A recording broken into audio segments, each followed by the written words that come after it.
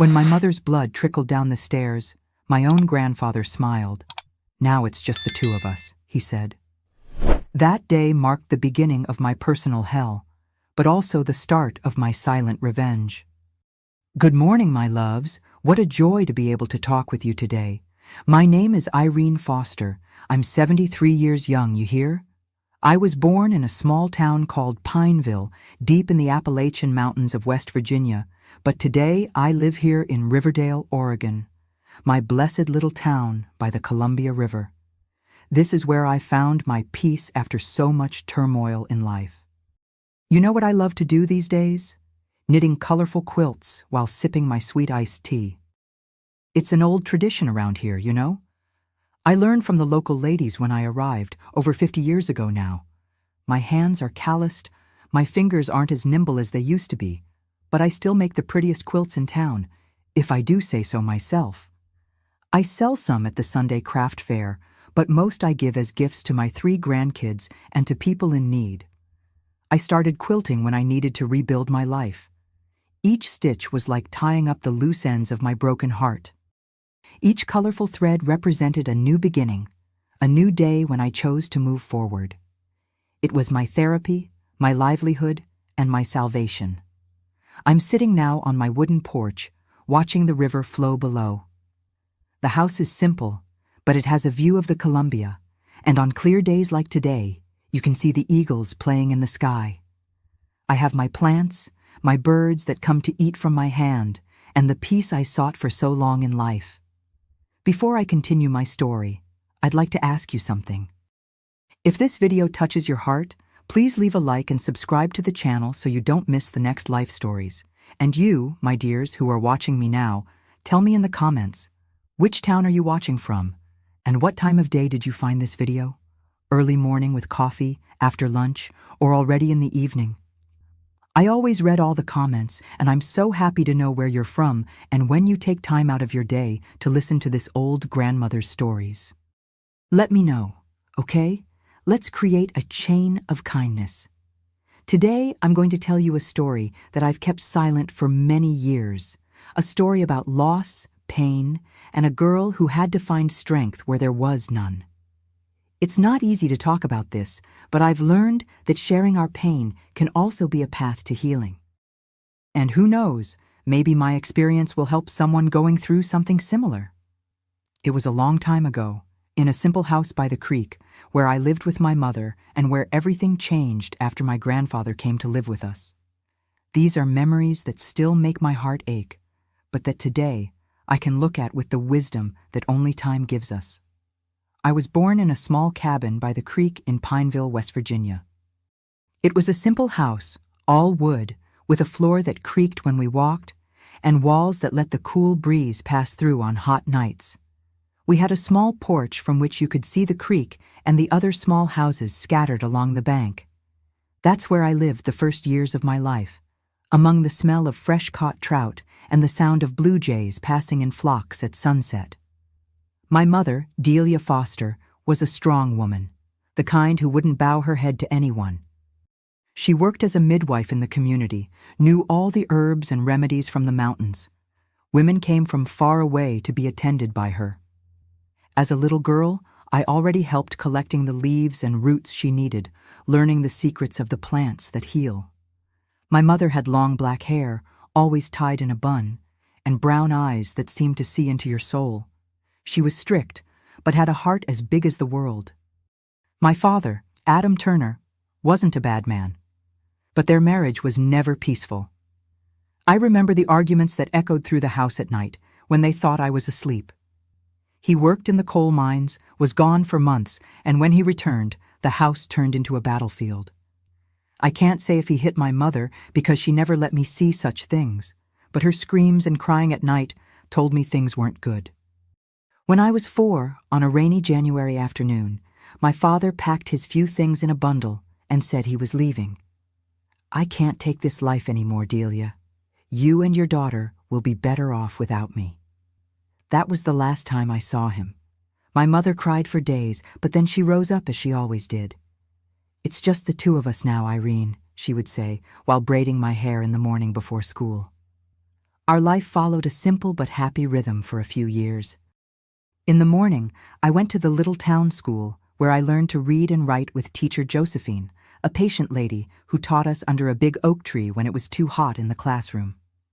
In the afternoon, I helped my mother with the herbs or played with the other children from the creek. I liked to jump in the creek water, hunt for small treasures on the bank after the flood, and listen to the stories from the elders about mountain spirits and other enchanted beings of the forest. My closest friends were Mary and Ruth, daughters of neighboring fishermen. We played with dolls made of corn husks, played tag between the cabins, and sometimes helped their parents clean fish in exchange for a piece of apple pie. It was a simple life, but I didn't know I was poor. I had everything a child needs: food on the table, a mother who loved me, and the freedom of the forest and creek. Things changed when I was 9. One stormy afternoon, there was a knock on our door. It was my grandfather Jeremiah, my mother's father. I barely knew him, had only seen him 2 or 3 times in my life. He was a tall man, with broad shoulders, with a look that gave me chills. He arrived wet from the rain, with a small bundle of clothes and a closed expression. "Delia, I need a place to stay," was what he said. My mother hesitated at the door, her body tense as if she wanted to close the entrance, but ended up giving way. "It's my father, Irene," she explained later, in a low voice. "We don't turn our backs on family, even when it's difficult." At first, my grandfather even helped around the house. He fixed loose boards, fished for our sustenance, brought firewood for the stove. But soon I began to notice that something wasn't right. He looked at my mother in a strange way, as if he was always angry with her. When he thought no one was looking, he would take her medicinal herbs and throw them away, saying later that the rats had eaten them. At night, I heard him muttering to himself, saying senseless things. My mother began to change.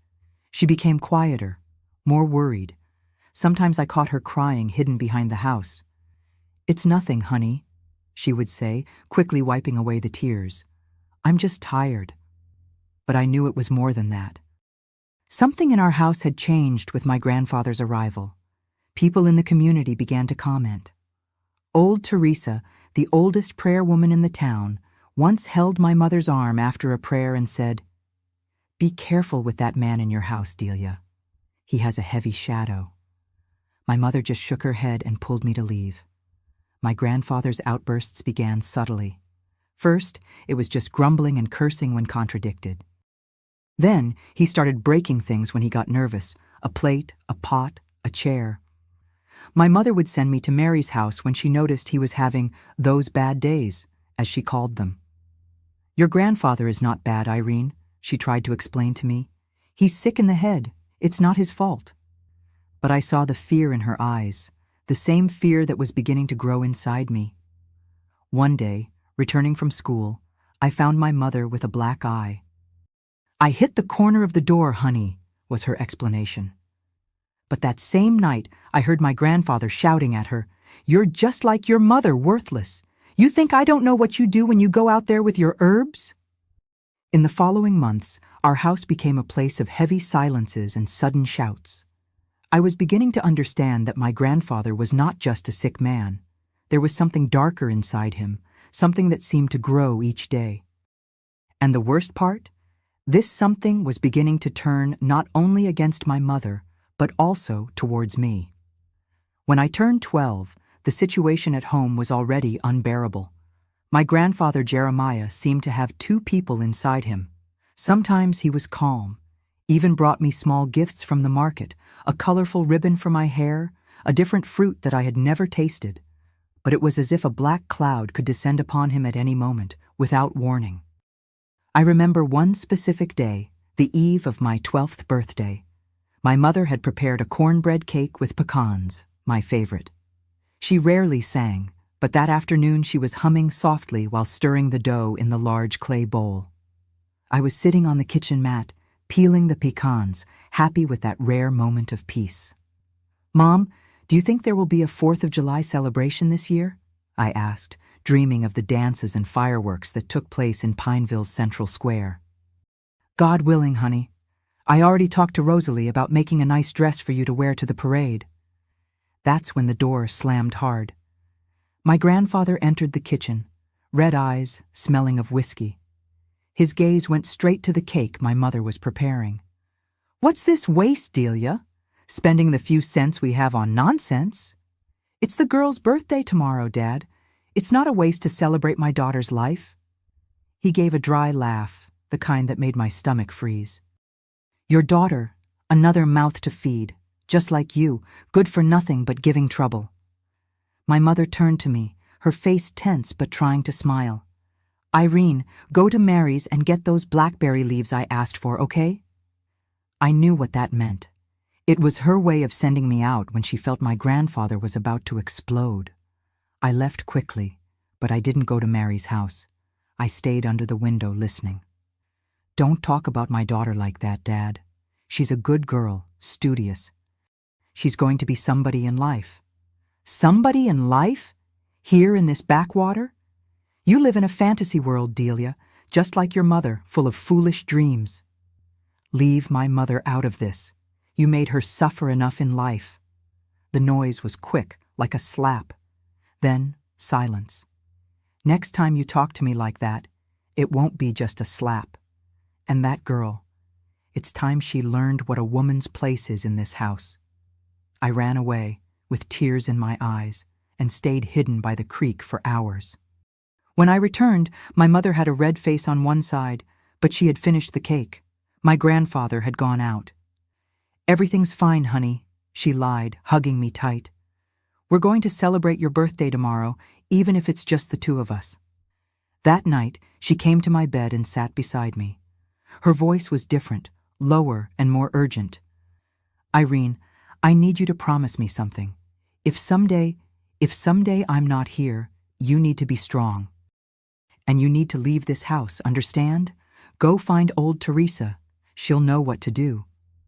Why are you saying this, Mom? Are you going to leave me? My heart was racing. No, my love, never by my choice. But sometimes life takes turns we don't expect. She stroked my hair and kissed my forehead. Just promise me you'll remember what I said. I promise, Mom. But I didn't really understand what she meant. Not that night. In the following months, my mother began hiding things around the house.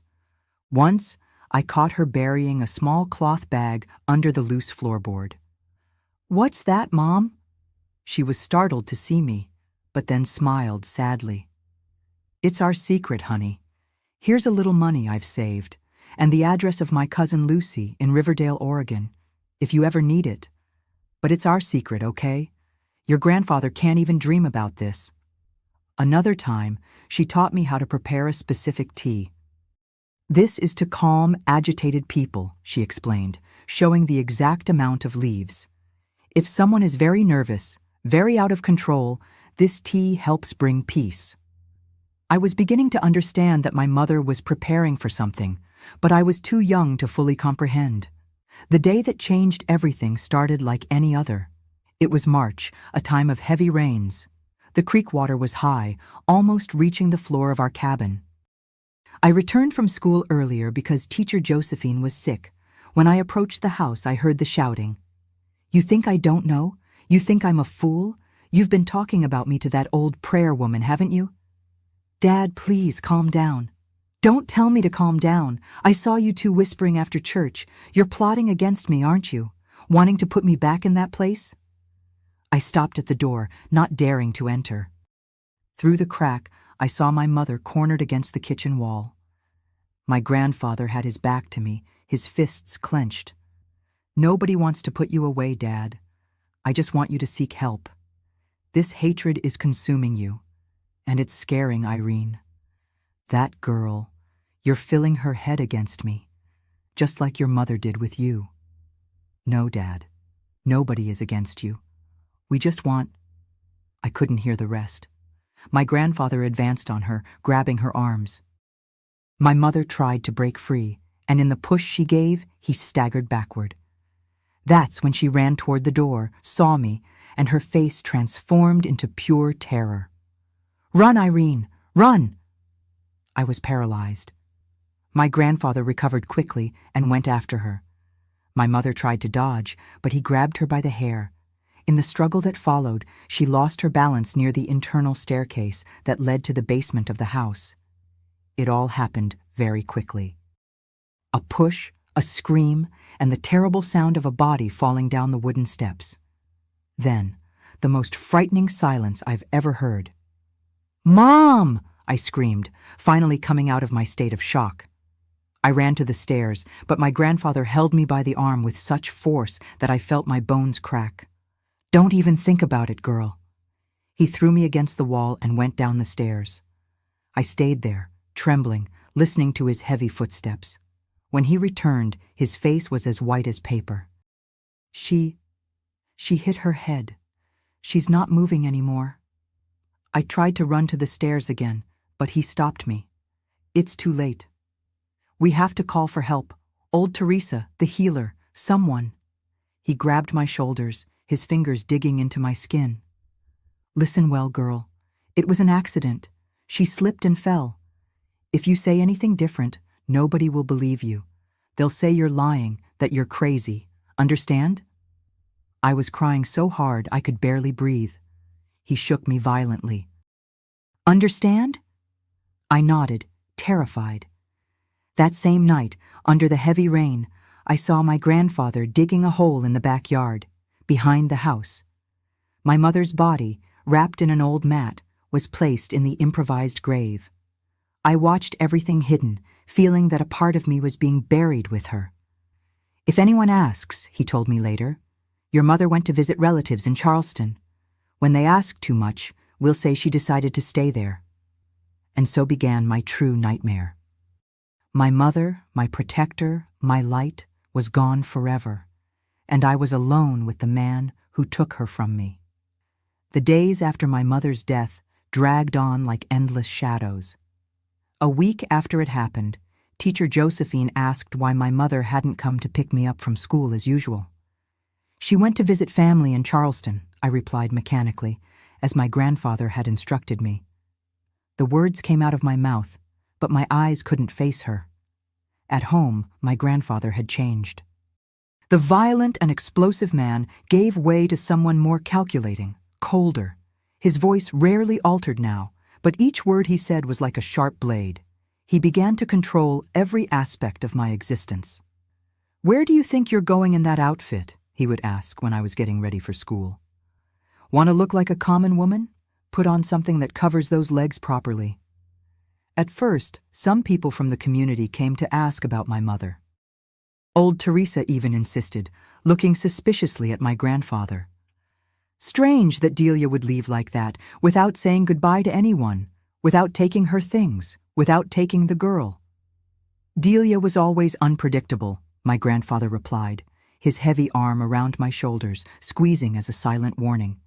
"Said she needed time alone. She'll send for the girl when she's settled." Old Teresa looked into my eyes, as if searching for the truth there.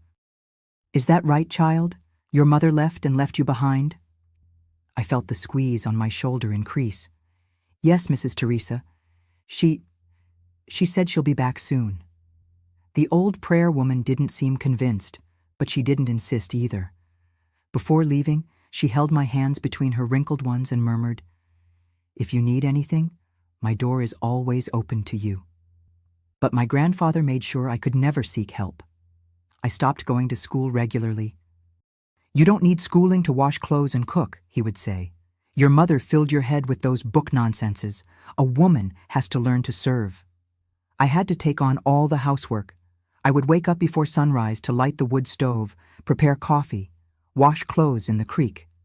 My hands, once small and soft, soon became rough and cracked. At night, I would fall exhausted into my bed, silently crying for my mother. The worst were the words. My grandfather had a cruel talent for diminishing, for making me feel like nothing. "Look at you. You can't even make a proper porridge. Your mother was worthless, and you turned out just like her. You think anyone's going to want an ignorant brat like you? Be grateful I give you a roof and food. A woman is only good for two things in this life, obeying and serving, and you don't do either one right." Each day I felt a part of me dying. The cheerful Irene, who played in the creek, who dreamed of being a teacher like Josephine, who knew the medicinal plants. That girl was disappearing, replaced by a frightened shadow living in a constant state of alert. Sometimes, when I passed near the place where I knew my mother was buried, I felt such a tightness in my chest that I had to hold myself not to collapse right there.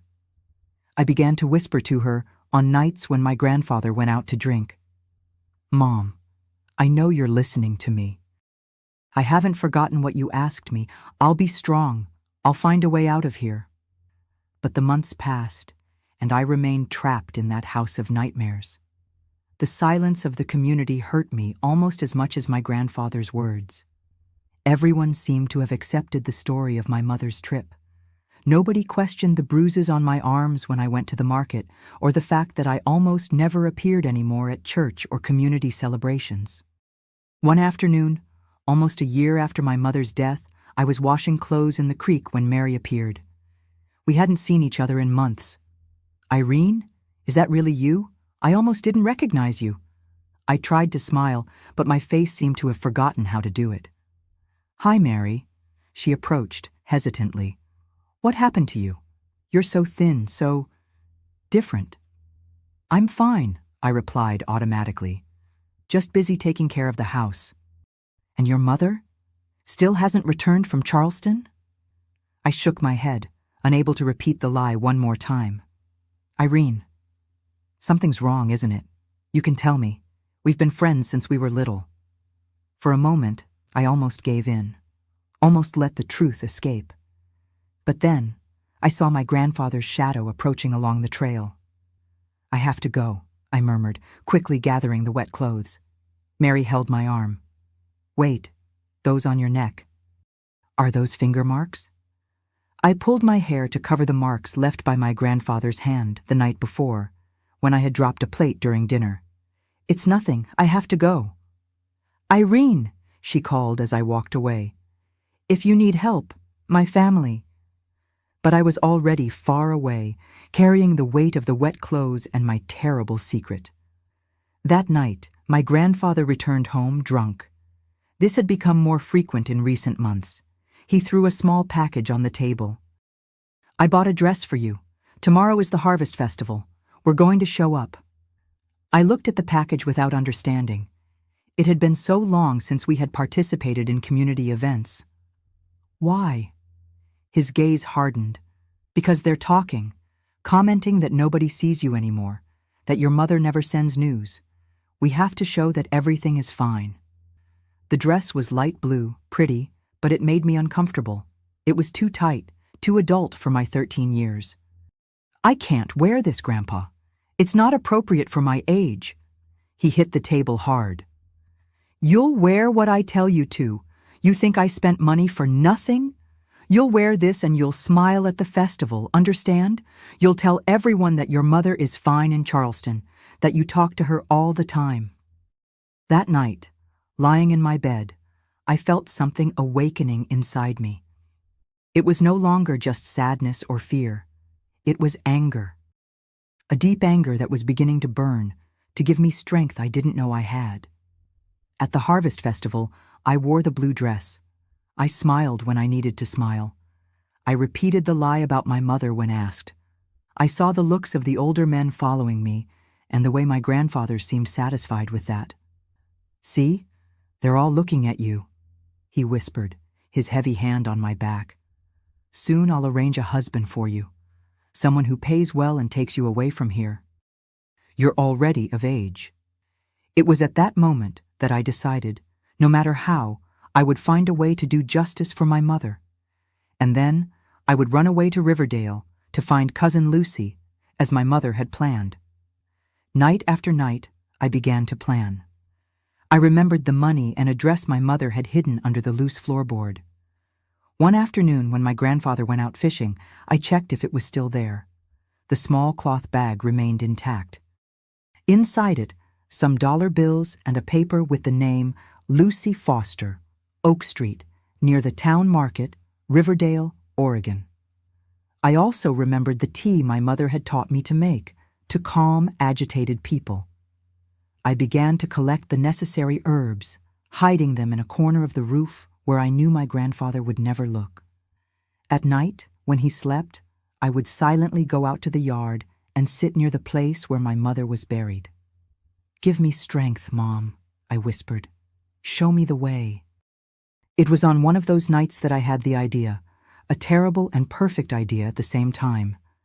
My grandfather had taken my mother from me.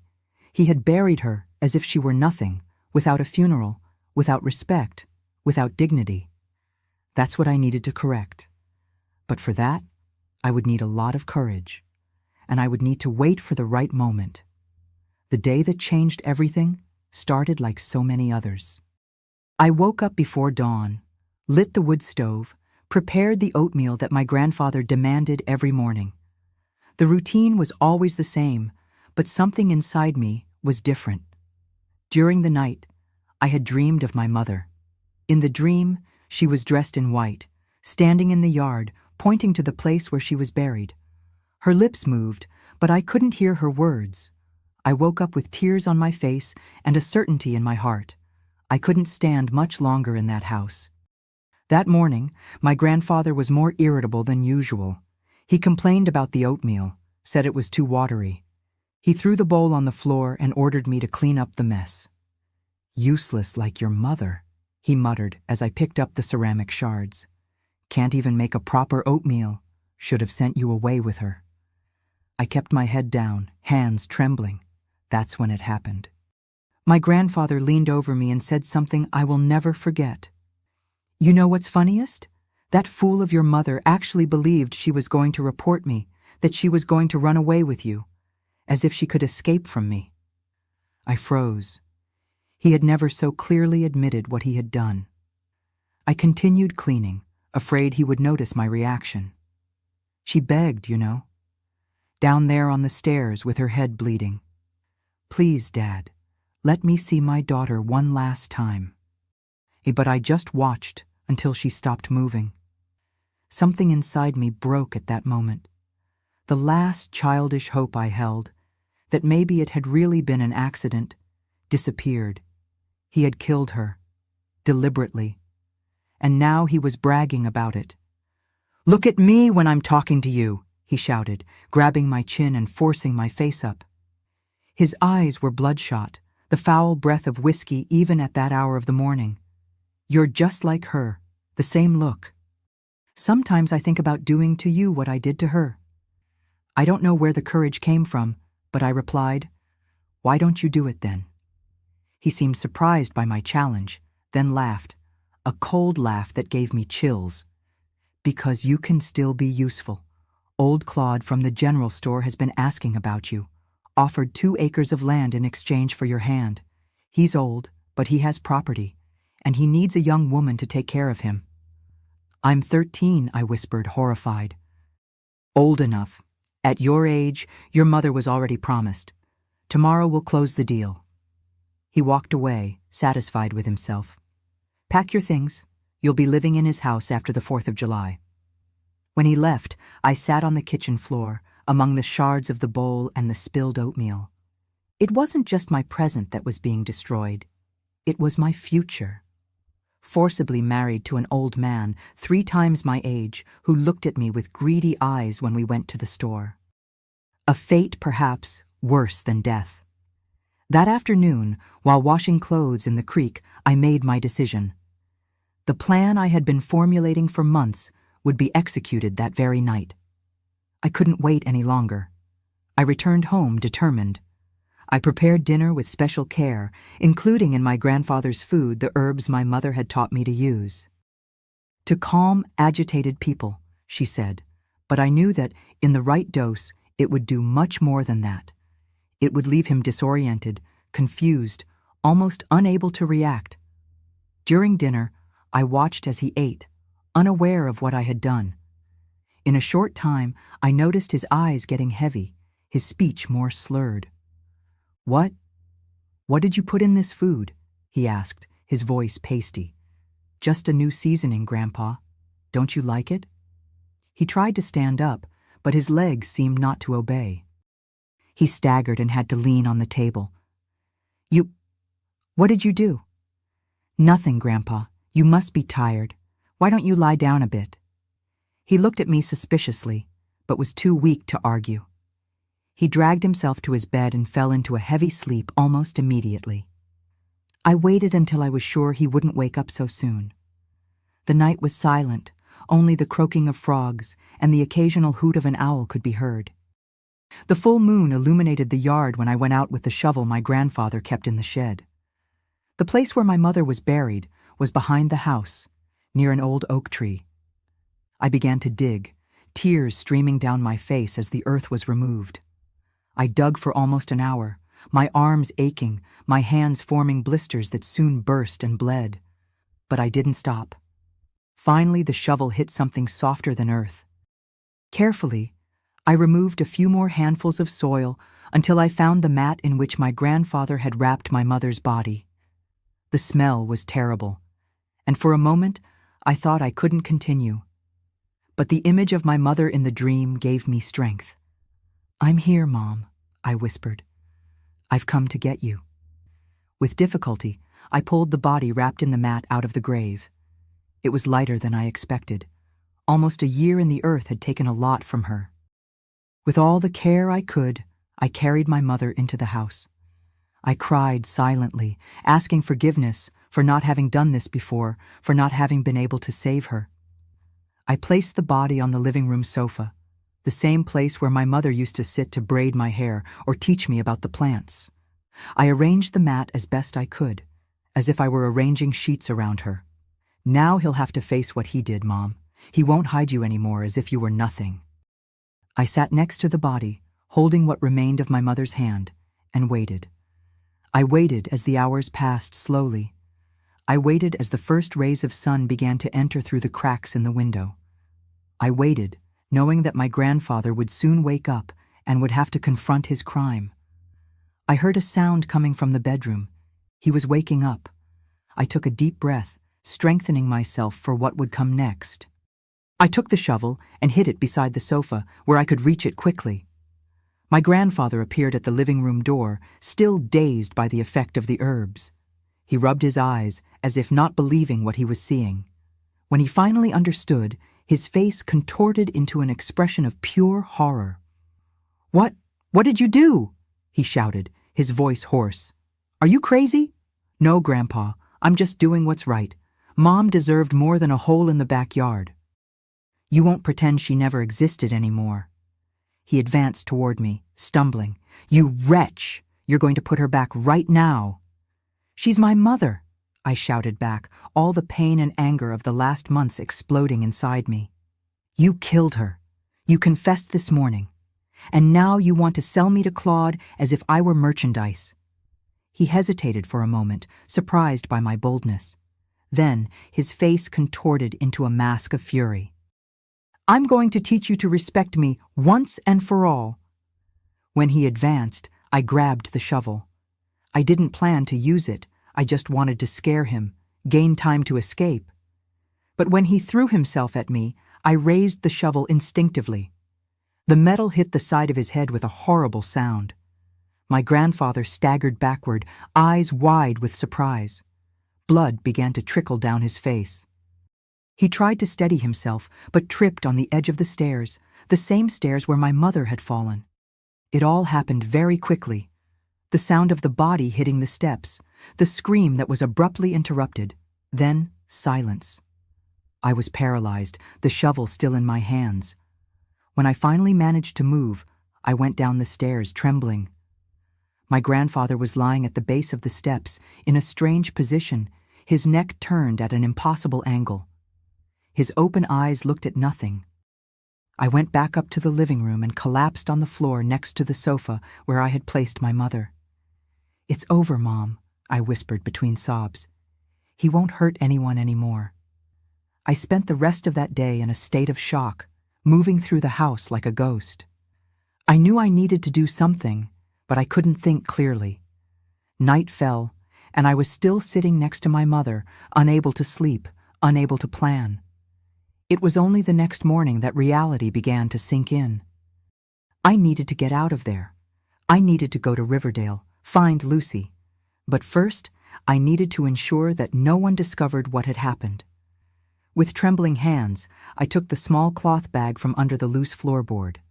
The money wasn't much, but it would have to be enough. I put in a bundle some clothes, Lucy's address, and the few mementos I had of my mother: a wooden comb, an embroidered handkerchief, a small yellowed portrait. Then, with a heavy heart, I buried my mother again in the yard, this time with more care, more respect. I planted wildflowers over the spot. Rest in peace now, Mom. He paid for what he did. My grandfather's body I dragged to the hole he himself had dug almost a year before. I felt no pity, no remorse, just a huge emptiness inside me. That same afternoon, I locked the house and left without looking back. At the bus station, I bought a ticket on the first bus heading west. When someone asked why such a young girl was traveling alone, I replied with the story I had rehearsed. I'm going to meet my mother in Portland. She's sick and sent for me. The bus departed at dusk. Standing at the back, I saw Pineville fade away, the lights of the houses reflecting in the creek like fallen stars. I felt a mixture of relief and fear, relief to be leaving behind that place of pain, fear of what I would find ahead. But amid these confused feelings, there was also a certainty. My mother had been avenged, and now I had the chance to start over.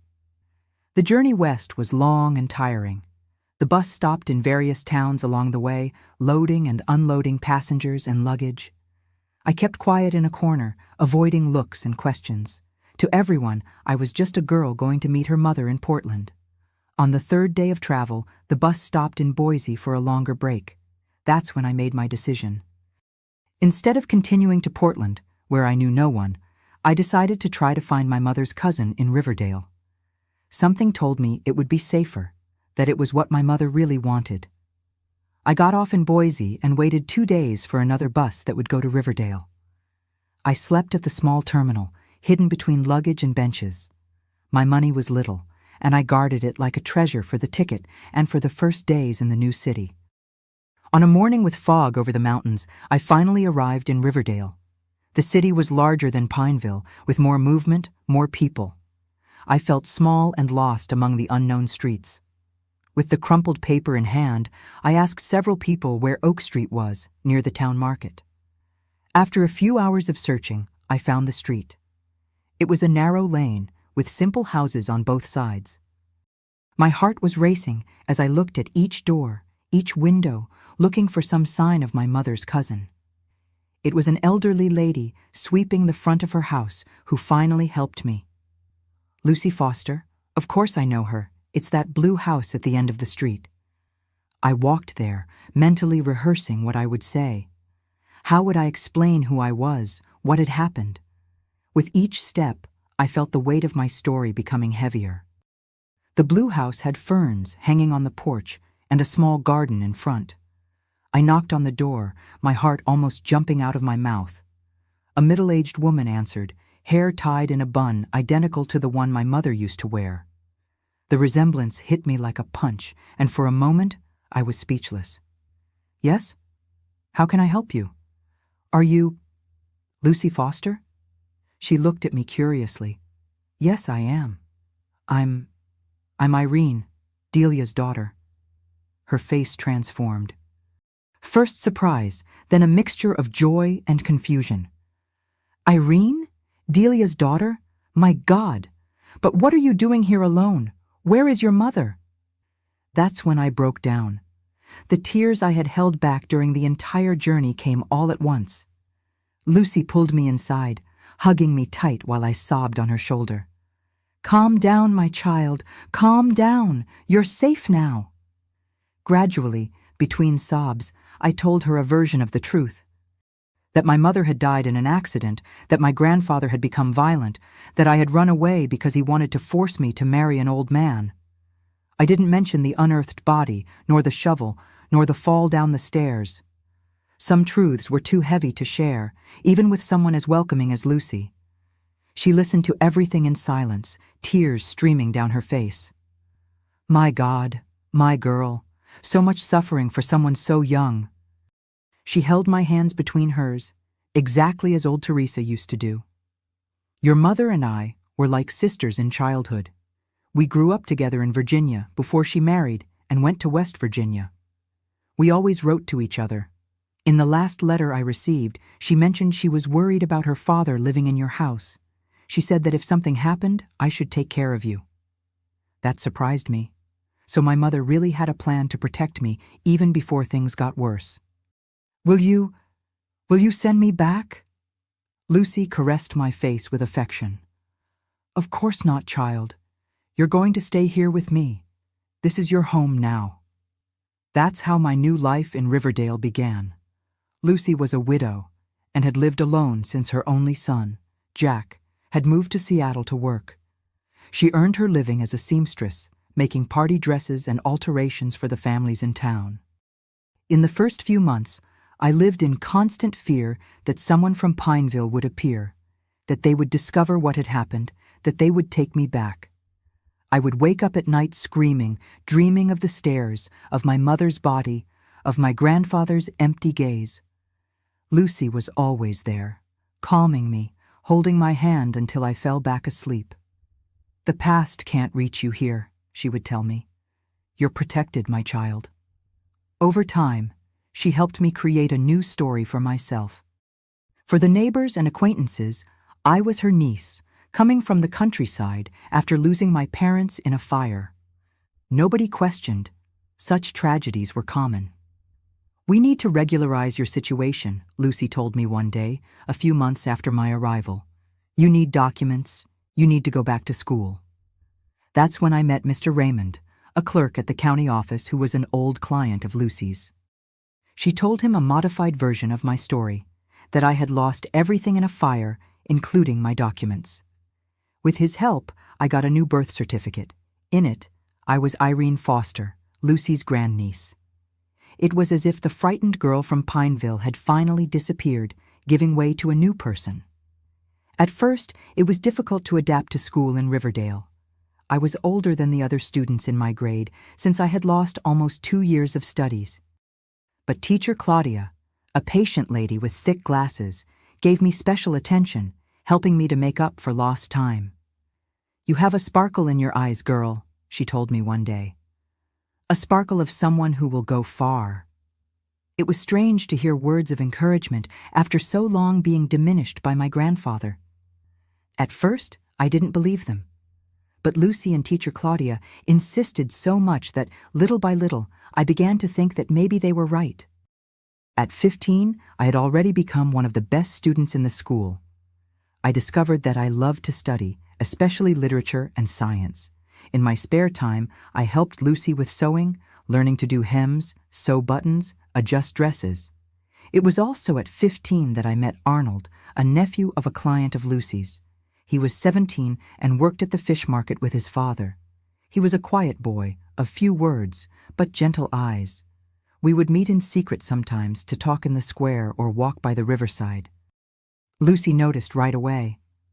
This boy is a good lad, she told me. But go slowly, Irene.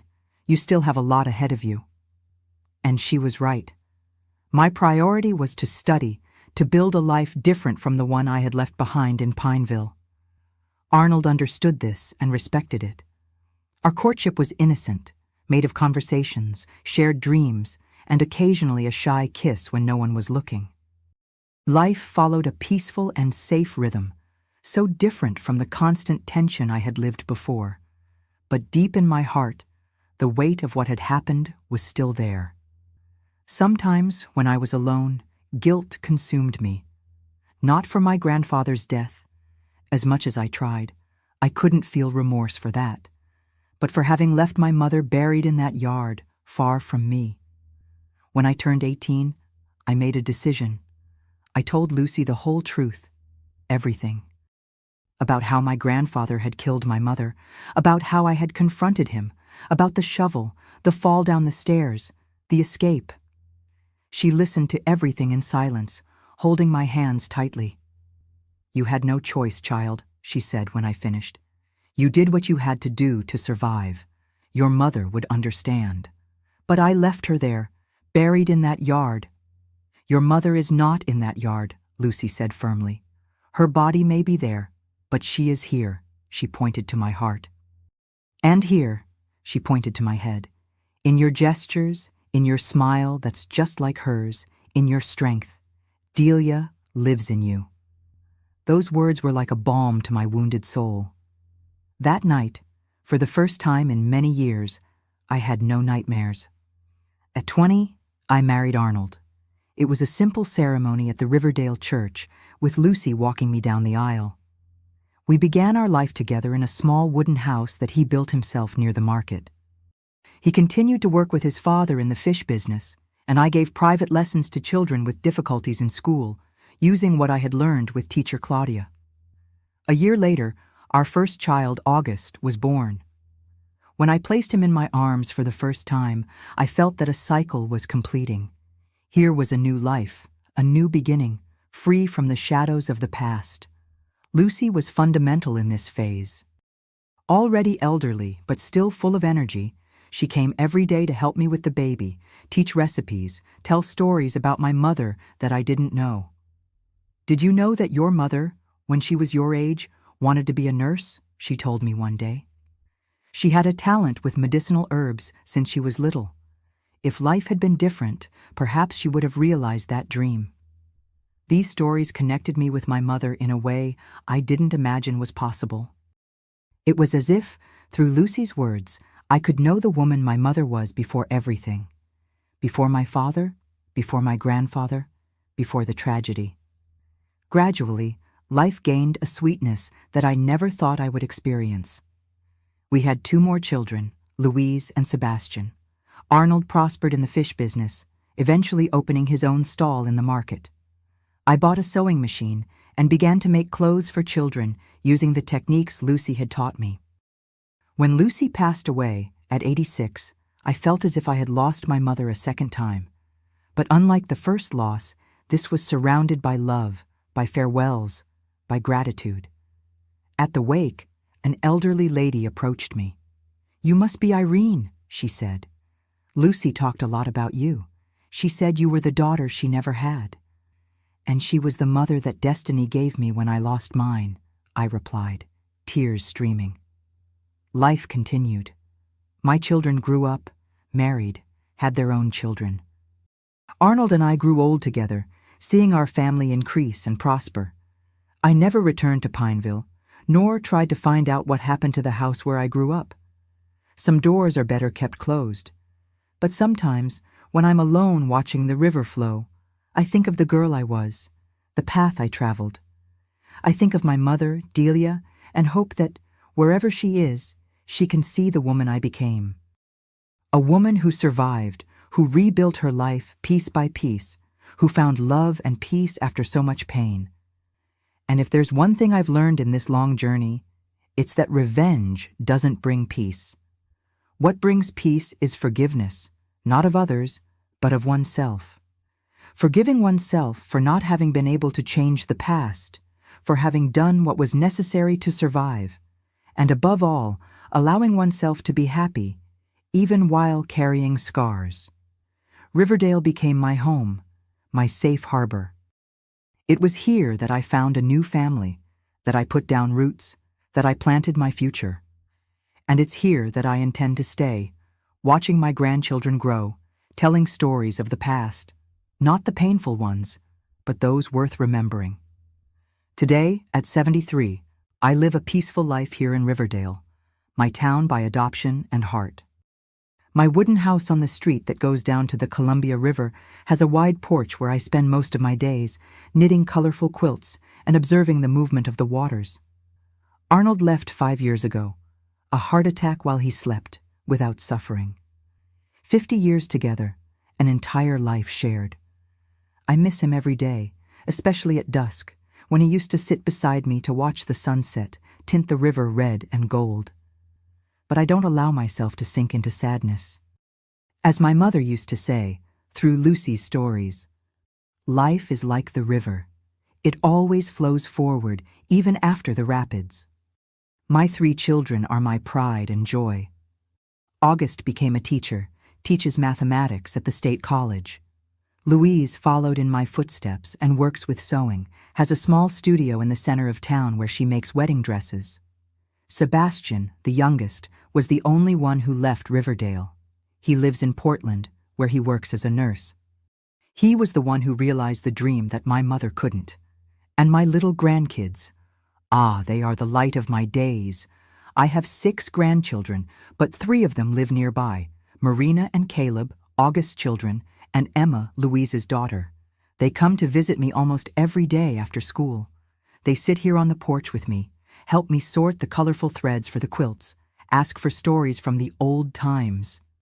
I tell them stories about the forest, about the spirits of the river, about the 4th of July celebrations of yesteryear. I teach recipes for apple pie and blackberry cobbler. I show how to identify the herbs that cure stomachache, fever, insomnia, knowledge I inherited from my mother and that I keep alive through them. But there are stories I don't tell. The painful past was left behind, buried as it should be. My children know softened versions of the truth. That I lost my mother very early, that I came to Riverdale fleeing from a violent grandfather. They don't know the darkest details, and there's no reason for them to know. Some scars are just ours, to carry in silence. My routine is simple and brings me contentment. I wake up with the birds around 5 in the morning. I prepare my coffee, strong and sweet, as I learned from Lucy. I take care of my plants. I have a small garden in the back of the house where I grow medicinal herbs and flowers. Sometimes, when my joints don't hurt too much, I go to the market to buy fresh fish and chat with the vendors, many of them children and grandchildren of the friends I made throughout my life in Riverdale. The afternoons are for quilting. I learned this art from Mrs. Nancy, a lady who lived in the house next door when I moved here with Arnold. At first, it was just a pastime, something to occupy my hands while the children grew up. Over time, it became my passion and a small source of income. My quilts are known in town for their quality and vibrant colors. I sell some at the Sunday craft fair, others I give as gifts to those in need. Quilting has something meditative, healing about it. Each stitch I make in the quilt is like tying a memory, a feeling, a piece of my story. The colors I choose speak of my state of mind. Blues and greens when I'm at peace, reds and oranges when I feel nostalgic, purples and yellows when nostalgia visits me. On Sundays, I go to Mass at the main church. I'm not the most religious, but I like the ritual, the community, the feeling of belonging. After Mass, my children and grandchildren come to have lunch here at home. I prepare baked fish with herbs, cornbread, cucumber salad, simple foods that make the table happy. Seeing everyone gathered, talking, laughing, discussing politics or football, I feel an immense gratitude for the life I built. Sometimes, when I'm alone, I take the old wooden comb that was my mother's, one of the few things I brought from Pineville. I look at it and feel that somehow she would be proud. Proud to see that I survived, that I didn't let hatred and pain define who I am, that I managed to create a family based on love and respect, so different from the one in which I grew up. I won't say I don't have difficult moments. There are nights when the nightmares still return, nights when I wake up frightened, hearing the sound of a body falling down the stairs. In these moments, I get up, make a chamomile tea with lemon balm, not that tea I gave my grandfather that fateful night, but one that truly calms without ulterior motives, and go to the porch. I look at the river, at the stars, and breathe deeply until the anguish passes. With age, I've learned that carrying guilt serves no purpose. I did what I needed to do to survive, to have the chance of a better life. If that makes me a bad person in the eyes of some, so be it. I only know that that frightened 13-year-old girl didn't have many options.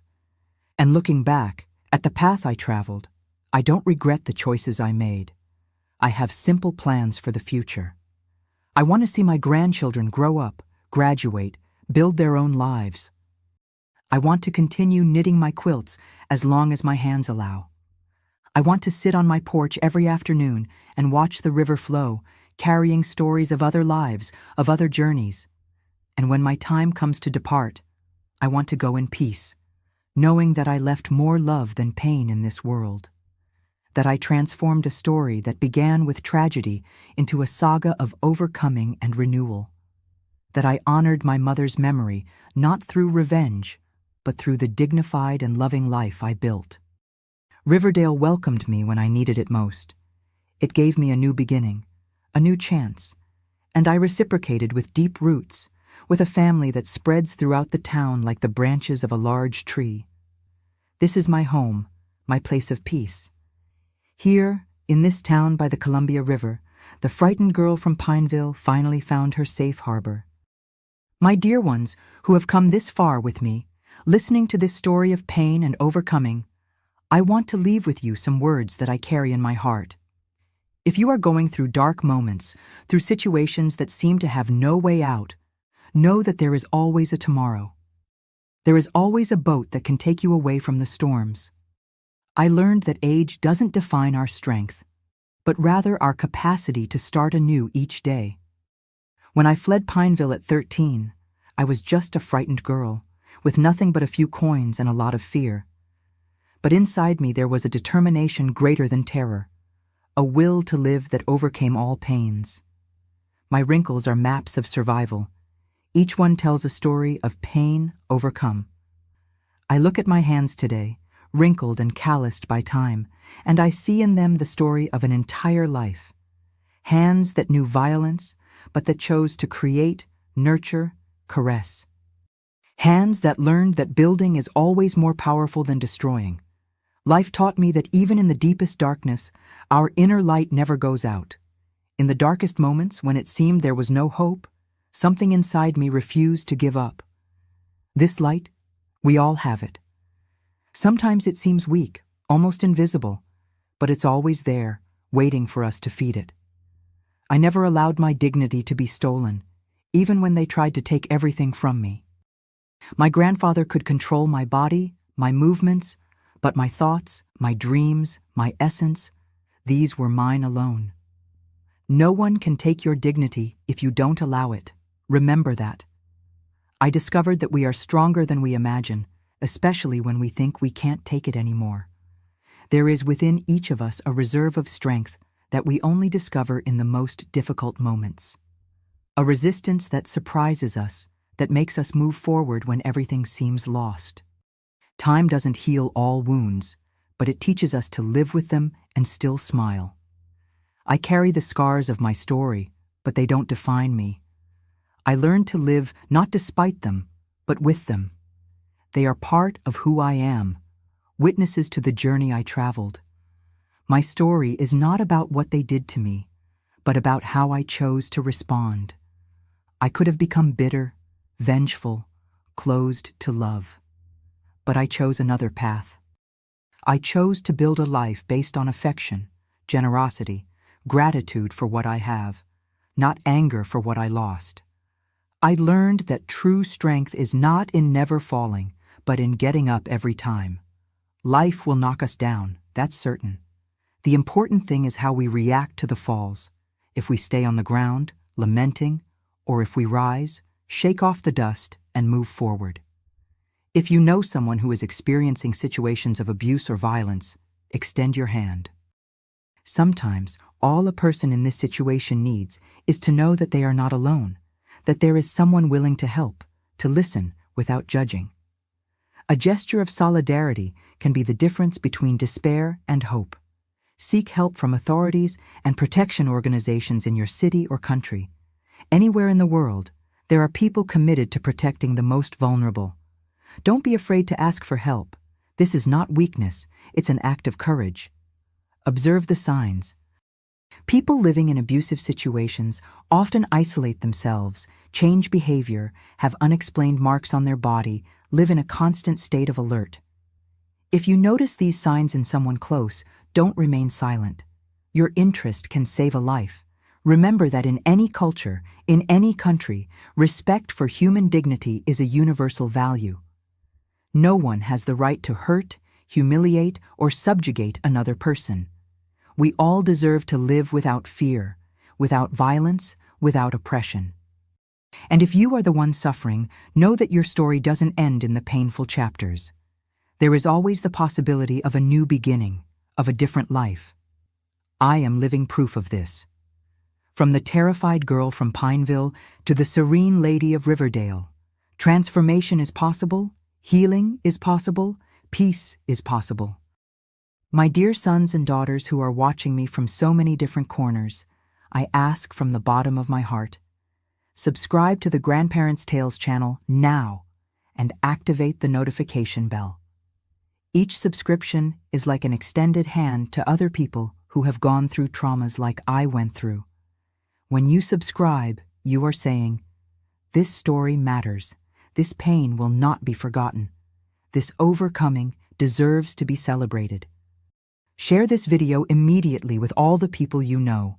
Share because there are thousands of Irenes out there, trapped in nightmare houses, not knowing that there is a way out, a chance to start over. Your sharing can be the boat that takes someone away from the storm, just as Lucy was my savior boat. And leave in the comments the word rebirth for me to know who watched until the end, who heard my complete story. This word represents everything I lived, the chance to be born again, to create a new story, to transform tears into strength. Do this now. Don't wait even another minute. Your action can be the turning point in the life of someone who is suffering in silence. From a 73-year-old lady who knew hell and built her own heaven, I leave my tight hug and my gratitude for having listened to me. May God bless each one of you, and may hope never be lacking in your hearts.